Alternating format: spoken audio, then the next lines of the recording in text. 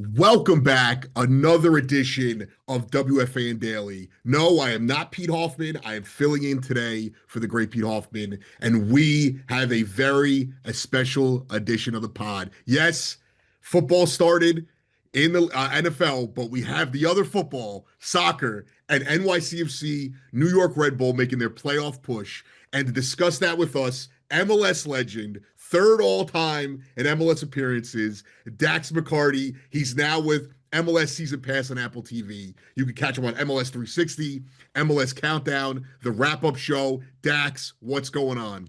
Legend. Well, Anthony, I got to say, that was a tremendous introduction. And you should have said, you should have prefaced it. We know that American football's on now, but the real football, we still got the Yes. real football happening, and it's crunch time. Yeah. I'm excited to join you, man. Yeah, I could have also prefaced it of a guy who destroyed me multiple times in my career as a fan for NYCFC. Oh, that's right. Yeah, but let's start with it. Obviously, big derby this weekend, and both teams, NYCFC just clinched. The Red Bull outside looking in, they currently have 43 points. They're 2 points behind Chicago. They're still in the mix even for an automatic bid. Obviously, a big Yeah. push would be needed. They have 3 matches left. What is your overall view so far of the Red Bulls this season? Yeah, the Red Bulls have been disappointing this season. There's no point in sugarcoating it. I think even from a New York Red Bulls perspective, they would say the same, especially coming off a season in 2024 where you come this close to winning your first MLS Cup, right? You make the final against the LA Galaxy. You go on this unbelievable run to end the season where you make the playoffs in good form, and then you just have, I believe, you get to knock out your biggest rival in NYCFC, and then you go on to beat Orlando, and you lose in the final. And I had the assumption that the New York Red Bulls would add and get better and go add pieces that would make them even more of a contender during the regular season. It just hasn't happened. Sandro Schwarz, he just hasn't quite been able to find that magic that they found last year where they were in great form heading into the playoffs. Now they're on the outside looking in. They've gotten great contributions from their designated players. Choupo-Moting has been brilliant, and then Emil Forsberg as well. Both of those guys have absolutely delivered in the attacking end.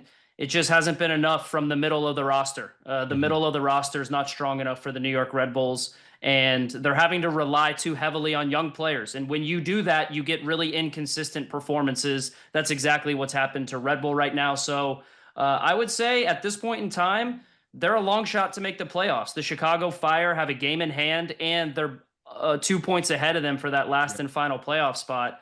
I think that a lot of stars are going to have to align the right way for the Red Bulls to make the playoffs. And before I move on, I want to correct one thing I said. They actually don't have a shot at making those other spots. My math was off Yeah, there. it's okay. I was pretty sure that they could Yeah, only make the play-in game, and even then, I think they only have a chance to really catch yeah. Chicago. So that was my next question because I felt like early, and it's kind of been a drastically different season for both teams. As after the last derby, NYCFC's really taken off, and the Red Bull have kind of been mediocre at best. And that was Yep. my next question.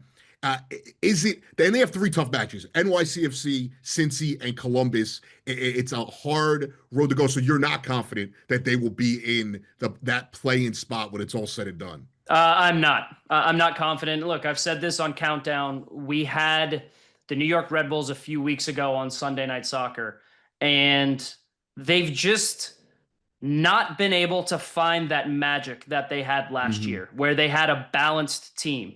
They've been way too loose in the back this year. They haven't been able to keep clean sheets.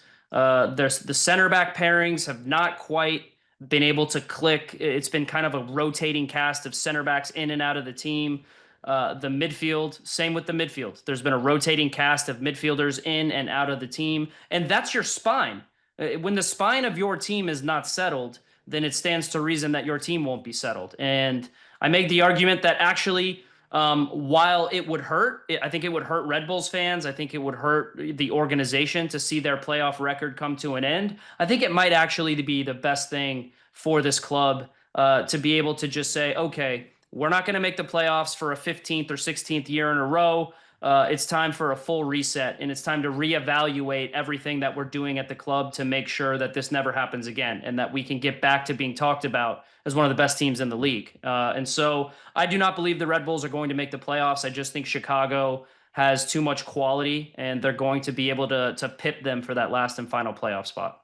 Now, I don't think they should, but is there a possibility they change the manager? Obviously, a year removed from getting as far as they did last year.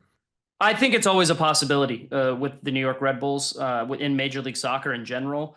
One thing that I really don't like about how certain people talk about the league is that there's no pressure. I think Mhm. that couldn't be that's the furthest thing from the truth. I And agree. there's a different type of pressure. Of course, promotion relegation is a certain type of pressure. But especially now in Major League Soccer, where teams continue to raise the bar in terms of how much money they spend, in terms of the players that they bring in terms of the coaching that is brought in Mhm. now. We truly are a global league, and we are a player in a global marketplace where you have all these options of players and coaches. So, with all the good things that Sandro Schwarz did last year, of course, he struggled a little bit this year. And it has to be said, I don't think it's all his fault. So, I think he wasn't really given enough depth. I don't think he was given enough difference makers in attack other than Choupo-Moting and Forsberg. So he's been dealt a tough hand with injuries. Lewis Morgan is a really big piece of Yeah. that team, and he has basically been injured the entire season. So not trying to make excuses for him. I think he'll be disappointed with how the season has gone, but really difficult to say if they're going to make a coaching change or not. I would say if you add a couple more pieces and give him a few more pieces, then he could be a good coach in this league. Yeah, I agree. And I'm glad you said that before we move on to NYCFC, Sure. because I always argue with my buddies who aren't as into the league. There is more pressure for those teams that are in the middle of the road than, let's say, overseas, because they get rewarded almost for a mid-table finish. Here, Yep. and we've seen it with NYCFC, even if you can't get to the mountaintop, you are quickly chastised and Yep. criticized in this league because there is no Exactly. relegation. So I was glad you pointed that out. Sure. Now, moving across town to NYCFC, like I said, since the Derby, they've really taken off. And ironically enough, they've played really well against the teams in the playoffs, and they've Yep. struggled against the teams outside of the playoffs. They have 4 matches left, the big one tomorrow, and then another big one on Saturday, obviously Miami. And in the Derby, they finish the season with Philly and Seattle. Before we jump into the Miami and the Messi, the circus, what have you really seen that's changed outside of the additions they made? Because they also did not have a big offseason. What do you Yeah. think has been the change since that Derby with this NYCFC team? I just think Pascal Jansen has started to really implement his process, his style, his philosophy, if you will, what he wants to see out of this NYCFC team. I think that they have a lot of variety in the way that they can play against you. I think that in general, they're really comfortable in possession and they're really comfortable on the ball. And that's how they want to unbalance you and create chances. But they don't have to play like that. That's what I really appreciate about Pascal Jansen is that he's a coach who really likes to take what the game gives you. And while he has a philosophy in terms of, I want to overload the midfield, I want to keep possession, I want to get my fullbacks a little bit higher up the field, I want to get Maxi Morales on the ball to be able to dictate flow and tempo of the game. They create chances in that way through sustained possession. But I've got to say, Alonso Martinez is Mm-hmm. the most electric player in Major League Soccer in transition. Certainly in the Eastern Conference, because listen, in the Western Conference, you have a couple guys by the name of Bouanga and Son Yes, who yeah. are putting up video game numbers right now. And so in the Eastern Conference, Alonso Martinez is one of the most dangerous players in the entire conference. And he's having a great season, 17 goals on the year. He's put his name in the hat for the Golden Boot, even though I don't think he's catching No, Messi or Bouanga. no. He's had a fantastic season. And I think how they played against Cincy on the road a few weeks ago is the perfect microcosm of what they want to accomplish. They dominated the ball with possession on the road. They pulled Cincinnati all over the field. And the goal comes from a transition moment. They pressed really well as a team in midfield, won the ball, and then they want to play forward quickly. When they catch teams and turn teams over in midfield, Alonso Martinez is the type of striker, he doesn't need to come short to get touches. All he's thinking about is how can I be a pest and get in behind these center backs? How can I make their life miserable? He runs in behind Matt Miazga. and he gets a great pass, and then he finishes the chance. So I really love the balance that NYCFC has. They can defend if they need to, they can fight if they need to, but they also have really good soccer players, and they've got a really good ethos and a way of playing about them. If it wasn't for Charlotte, the team that they just beat, winning 9 games in a row, NYCFC is one of the hottest teams in Major League Soccer right now, like you rightly pointed out. And if they win this game against Inter Miami on Wednesday, I believe that'll put them 4 points back of the Supporter Shield leaders in Philly. I gotta say, they've got an outside chance to do something really special and potentially pip all these other teams if they drop points for the Shield. And I would say that would be one of the biggest curveballs I've seen, because my expectations for NYC coming into the season were more of like a mid-table Yeah, I playoff was with team. you. They've been excellent. And Pascal Jansen, he probably won't be up for Coach of the Year, but he has done an excellent job. Well, they also, as a fan, we all were very loud about what they didn't do this offseason after Sure. what I felt was an overachievement. And then in the summer, they add two key pieces, one to the midfield, one to the attack. And Yep. Martinez has benefited from that the most. And I don't want to Sure. get too ahead of myself, but I was going to ask, obviously, they play Philly. If they could make sure they, lock down a win tomorrow, Yeah. lock down a win on Saturday, Oh, yeah. maybe they gain some ground from playing Philly. So that would be special. Totally. Looking ahead to the match tomorrow, obviously it's all going to be about Messi. And I was there last year. It felt like a Miami home game, but it also felt like one of the few times that maybe a supporter group actually went in full force against Miami. Uh, Awesome. what is your expectation for this match? He has yet to beat NYCFC. He's only played once on the baseball field. Yeah. This time he'll play on the other baseball field at Citi Field, once on Yankee Stadium. What is the expectation? Obviously, they're neck and neck. Miami has 2 games at hand, so this is a massive match Uh, for NYCFC. I couldn't agree more. I think this is one of the biggest games of the season. Full stop. Inter Miami is in really good form after I think what everyone would agree was a very disappointing Leagues Cup final. Just everything that happened, the loss, what happened post game. Yes. Luis Suarez will be back. He has served his 3 game suspension. And so I have absolutely zero doubts in my mind he will come straight back into the team for Javier Mascherano's men. But I think this is a really intriguing matchup for a number of different reasons. The first is, like you said, Messi hasn't played against NYCFC much. He's never beaten NYCFC.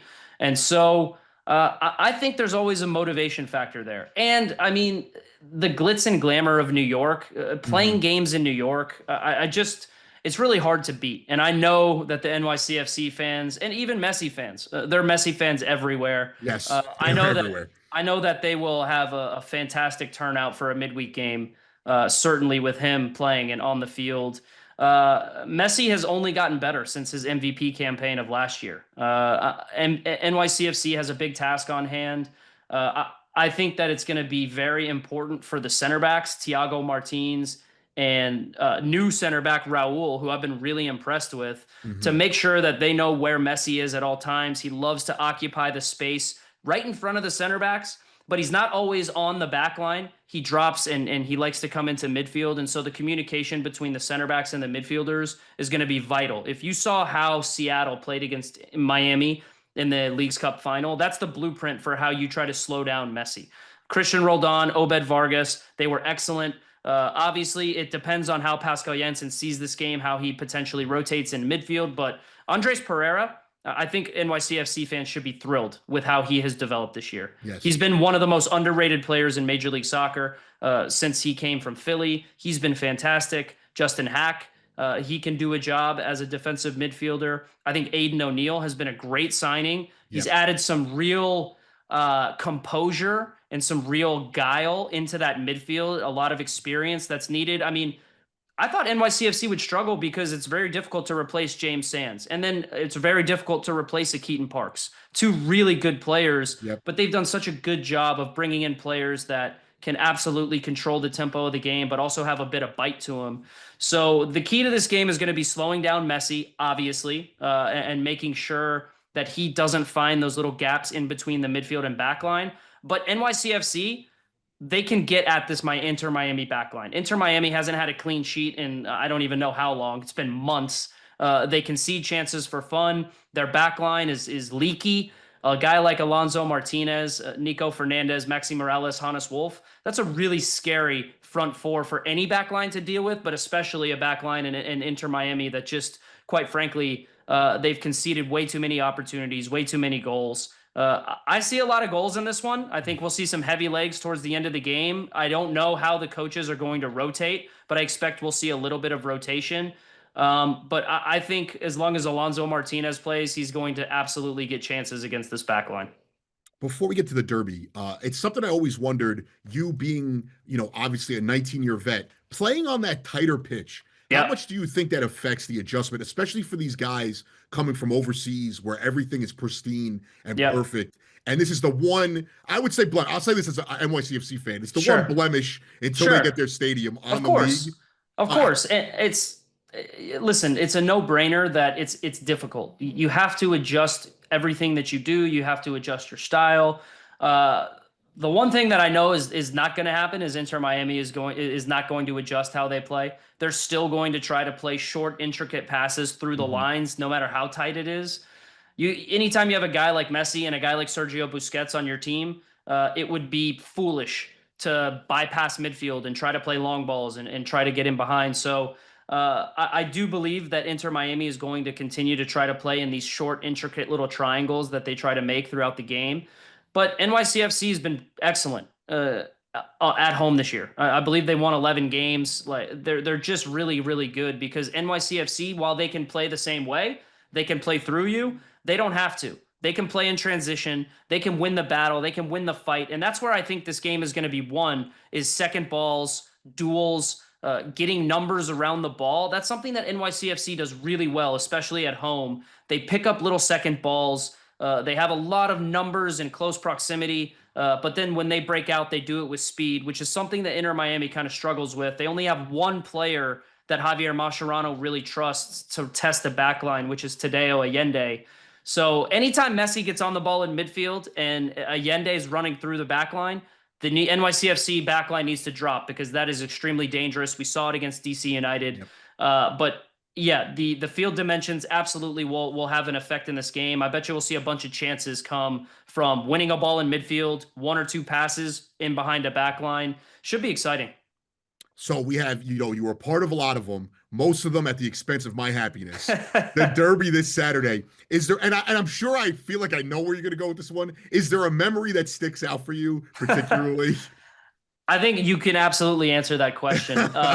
I've got the 7-0 is the obvious one, and it sticks out for a number of reasons. Mainly because I had my whole family in New York that day, and they were there. They witnessed it all. I scored two goals off two Yes. set pieces, which is absolutely the most random thing that could happen for a smaller guy like me. But um, I've got to say a memory that sticks out pretty aggressively, and one that let's be honest, quite frankly, I think the Derby in terms of intensity, in terms of fight, I think it's taken a hit a little bit. It's Yes. maybe lost a little bit of that bite to those early years.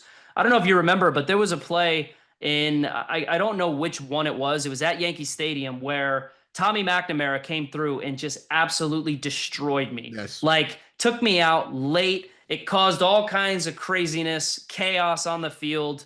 That one hurt. He had people in his face. I was grabbing my leg. I felt like I'd been shot. It was just all chaos broke loose and all hell broke loose. And I will say that was a big moment in that derby because I think we ended up going on to win that game. Listen, I played again in 6 derbies. I won 5 of them. Okay, so I'm Yes. almost positive we won that game. But there was one derby we lost when I was there, and that was frustrating. But so many good moments. Being able to play against Pirlo, who I one of my idols growing up, a guy who he just made the game look easy, right? And I absolutely tried to model some of the things that I did in terms of my passing after him, being able to get the ball off of a fullback and play a no-look one-touch ball in behind a backline that Pirlo mastered, right? His connection with David Villa, it was almost telepathic at times. So to be able to play against him and get the better of him, obviously towards the latter stages of his career, I'll never forget. But man, those were some fun games. Yeah, a lot of MFs towards you, I can tell you Oh that yeah, much. I believe it as it should be, as it should be. But I'll say this, it has taken a bit of a hit because you guys were the established club. You Yep, had a lot of guys who had been there for a long time. And I think that mattered. It also matters on the opposing side of because you want course, someone to hate. And right of now, course. both teams going through a transition. How much of a spoiler role would you take pride in as a former player? This Red Bull team that is Yeah, obviously they're still playing for something, but sure. there is that extra maybe. Well, if we're not going to get something, we're taking you with us. Yeah, no question. No question. That'll be in the minds of New York Red Bulls players. Absolutely. Especially if Chicago goes on to win their games in hand and the games that I expect them to win. The Red Bulls, they're not going to make the playoffs. And so to play spoiler, especially against, your bitterest rival, your closest rival. And don't get me wrong, I still think DC United, the Atlantic Cup is still very important, but Yes. it's taken a hit as well in the past couple of years. And so I think the Derby is still very important. It would absolutely be something I would be talking about in the locker room was, hey, listen, we're not going down without a fight. We're not going down swinging. And listen, as a former Red Bull, I have to give NYCFC a ton of credit because they've started to dominate. They've started to have just as much, if not more, relevance in the market than the Red Bulls because of how they've won and because of how they've played. And by the way, you guys got to celebrate an MLS Cup before the Red Bulls, who've been around significantly longer. So, I know some NYCFC fans might not love, turning on Countdown or Wrap Up and seeing a bunch of Red Bulls up there, but we have to be objective in our analysis. And in my analysis, NYCFC is absolutely the better team at this moment in time than the New York Red Bulls. And that's obvious. That's something that anyone could see. And so I absolutely feel a duty to make sure that I let everybody know how good NYCFC has been this year because they have been. They've been fun to watch. So that doesn't mean I don't hope the Red Bulls spoil the party a little bit. If the Red Bulls can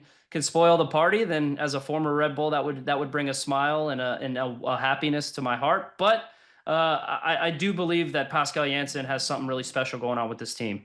I had one quick one, but before I get to that, I think you guys do a tremendous job. I think the product there is the best. Any wraparound show, sports Oh, coverage. I'm saying appreciate this that, as man. a fan, and I was one of those people when I was like, "Oh, could they get another Red Bull guy to put Of on here?" course, of But course. but I love it, and I think you guys do a great job. You guys also do a great job with us as well. One quick one, U.S. men's national team related. Sure. Do you think there is a shot that going into the World Cup in the summer, that Matt Freese is the starting goalkeeper for the U.S. men's national team? I don't even think there's a shot. I think if the World Cup started today, Matt Freese is your starter. He is on the team sheet in game one out in LA. I have no question about it. He has had his moments of shakiness with the U.S. men's national team. Some moments where I've questioned him and been like, Matt Freese needs to do better there. But this last window convinced me because while the angle on Son's goal, you could argue, could he have done better? It's just such a Hmm. great finish from Son. He there's only really one place he could have put it in the side netting, and he did. And I think that would have been Right. tough for any goalkeeper to stop. There's just a comfort level I have with Matt Freese right now over almost any other goalkeeper in the pool. I do think Matt Turner, if he is playing regularly and depending on how he starts next season, is absolutely still in for a shout. I mean, Zach Steffen has had a good season, so Yeah. I think the competition is there. But I think Pochettino trusts Matt Freese. I think Matt Freese played well in the Gold Cup. I think he played well in January camp. I think Pochettino has a trust level with Matt Freese to where he says, if the World Cup started today, he's my number one. And with goalkeepers, it's all about going and taking the job. Yeah. Someone has to step up and prove that they are in such better form than Matt Freese, then Pochettino will give them the nod. I don't see that happening right now. I absolutely think Matt Freese is on the plane to go to the United States, to go out to LA. But I do think that he's going to have to continue this good form leading into the World Cup to have a chance to be a starter.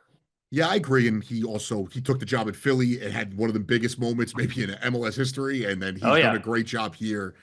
Dax, thank you so much for the time. I appreciate it as always. Hey man, anytime, Anthony. You guys are doing a great job. Keep up the good work. Appreciate it. Catch Dax and the entire crew at Apple TV, MLS Season Pass, MLS 360, MLS Countdown, MLS Wrap Up Show. Until next time, WFAN Daily. Peace out. Cheers, man.